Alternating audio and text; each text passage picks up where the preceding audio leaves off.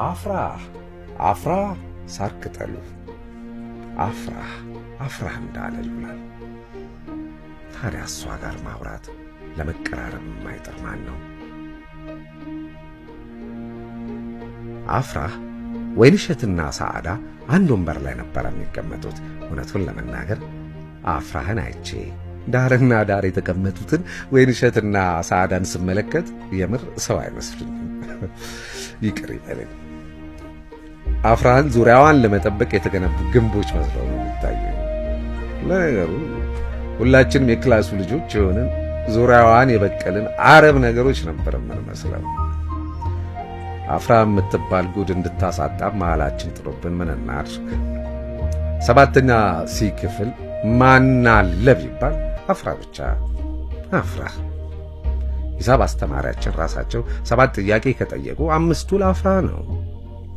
በእርግጥ አፍራ 5ቱንም አትመልስም፣ ግን ፈገግ ይልላታል። ግን እኮ እኛ ሀበሾች ብዙዎቻችን እናስመስላለን እንጂ ሴት አናከብርም። ምናከብረው ቆንጆ ሴትን ነው። ምስኪን ጓደኛ ያላሚን ታዲያ ከዚህ ተአምረኛ ልጅ ፍቅር ያዘው። ያውም የማያፈናፍን ትንፋሽ የማይሰጥ ፍቅር። አላሚን አባቱ ሞተዋል። እናቱም አቅመ ደካማ ነበሩ። እማማ ከድጃ ለጀነት ይበላቸው ዛሬ በሕይወት የሉም። ከትምህርት ቤት መልስ በሶላት ሰዓት መስጊድ ሊሰግዱ የሚገቡ ሰዎችን ጫማ በመጠበቅና በመጥረግ ነበር ራሱንም እናቱንም የሚያስተዳድረው። አፍራህን እንዳፈቀራት የነገረኝ በሐሳብ መንምኖ ሳር ካከለ በኋላ ነው።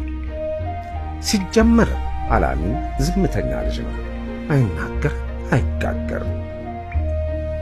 አንድ ቀን ታዲያ እኛ ቤት ሄደን ሳለ